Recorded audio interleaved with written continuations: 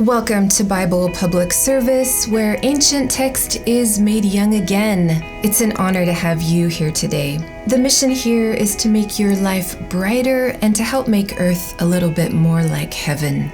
Is astrology satanic? Is it from the devil? If you walk into most any church in the United States today and you ask pretty much anyone, is astrology evil? They would definitely say yes. But where are they getting that information? Is there any evidence in the Bible that actually says Satan created astrology? Did Satan create the planets and the stars? Or did God create the planets and the stars? But if you ask any Vedic astrologer, they will tell you that Jyotish, which is also known as the science of light, is actually a holy science. It's very probable that the three wise men who are following the star in the east were actually Vedic astrologers. Reading Genesis chapter 1, verse 14, it says that God created lights in the firmament of the heavens, and it directly says, "Let them be for signs and seasons and for days and years." So right in this verse, God directly says that the lights in the heavens are for signs. How many signs are there in the zodiac?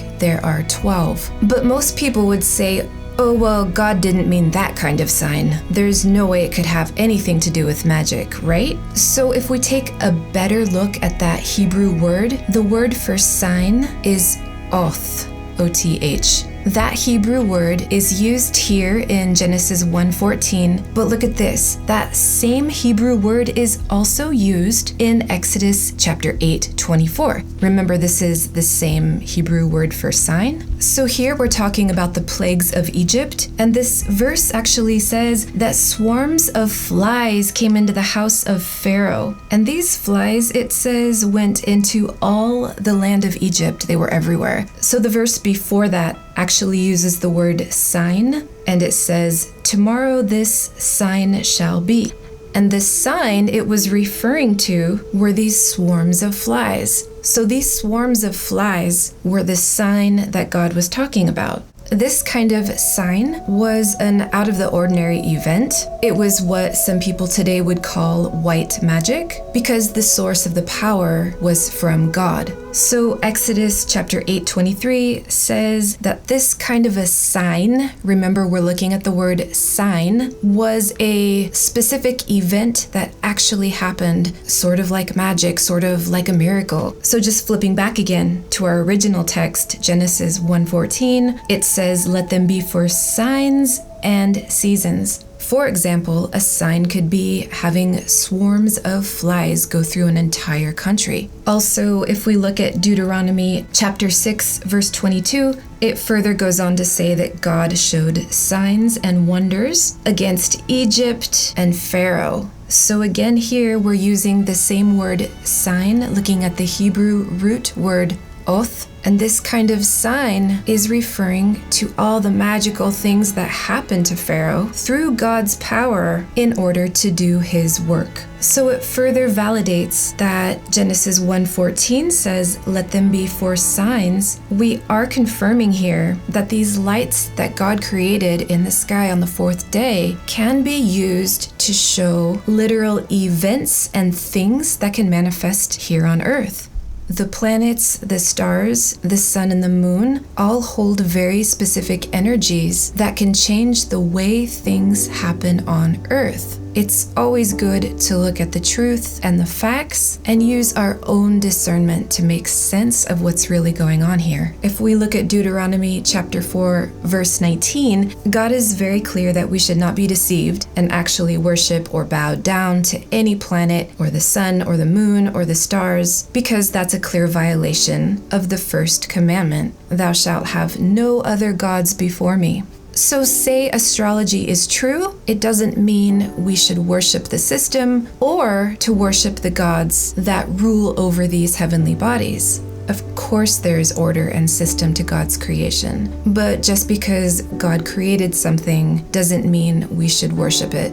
Everything we see anyway is in form, and we know that God is beyond form. So when we worship God, we can't worship anything because it's limiting Him. But of course, we can look to the sun to help us tell time is the most obvious thing. We can't say that using the sun to help us keep track of the time of day is evil or satanic. Just because we use the sun to grow our food and we appreciate it doesn't mean we're worshiping it. So if we turn to Matthew chapter 2, verse 2, it actually talks about the wise men who came from the east, and they were coming to find baby Jesus. They were following a star in the east. So if you turn to most Bible translations, if we look at the root word in Greek, the word for what they say is wise men is actually magos. What is magos? It's the Greek word that actually means Eastern astrologer, or a magician, or a wizard,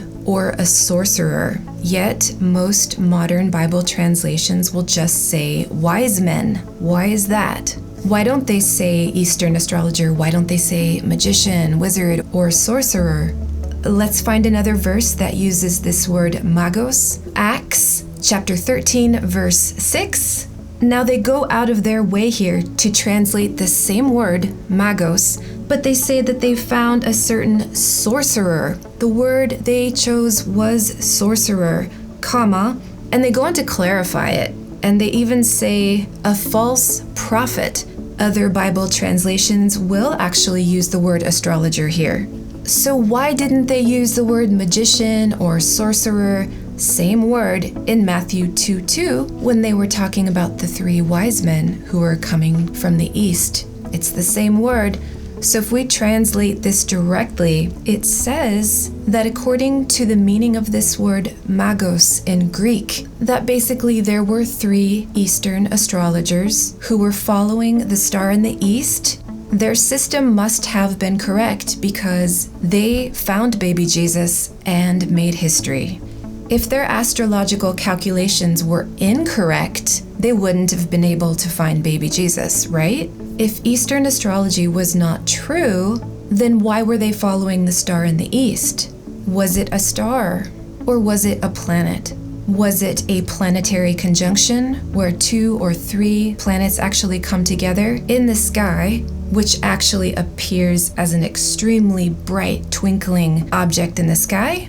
We know that magos in Acts 13:6, they specifically say that he was an astrologer or a sorcerer and that he was a false prophet. Yet, same word, these three wise men, they could have also used the word astrologer or sorcerer, same word.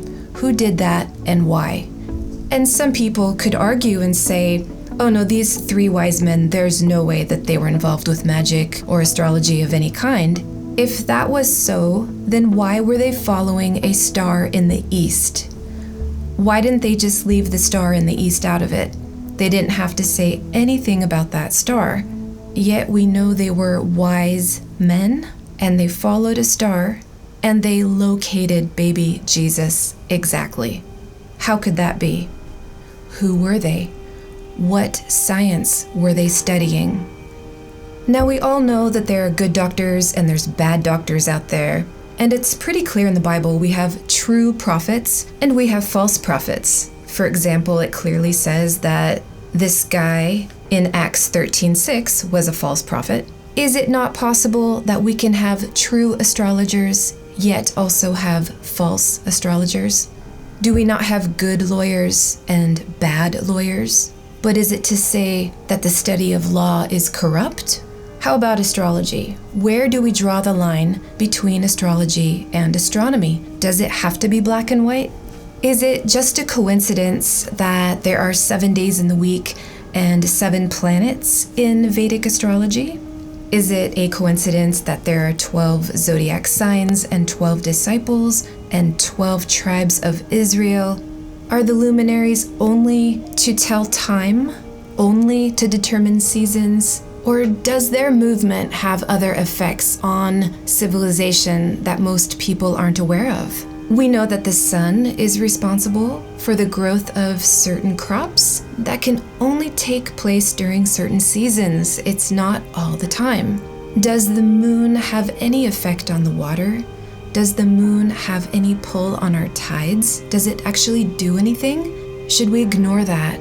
We actually know, and this has been scientifically proven, that Jupiter and Venus, they alter our climate and our weather depending on where they are in the sky or what zodiac sign they're in. This is true.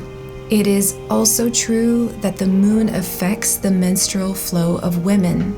Many women will have their cycle exactly when the new moon hits or when the full moon hits. If you go to Rome or the Vatican and you look closely, you'll see tiles of the zodiac wheel on the floors of these amazing buildings. They're a huge part of the history of Christianity as we know it. Somewhere over the recent hundreds of years, the science of astrology has been blotted out and covered up. Obviously, we know that astrology itself has been corrupted to such a degree today that people will either label it as evil, and it's been distorted and corrupted. It's wise to follow patterns. It's wise to be educated and informed. And when you start to see how true things really are, when we look at the cycles of nature and all the things God created, it's kind of mind-blowing. It's deep and it's beautiful. That which can't be proven should be questioned. But just because something is questioned doesn't mean that we shouldn't study it and remain open-minded until proven otherwise. If you'd like to see more videos from this channel, you can click subscribe below. And if you feel like this video might be helpful to another person, please share. For more, you can visit BiblePublicService.com. Thanks for tuning in, and we will see you next time. God bless.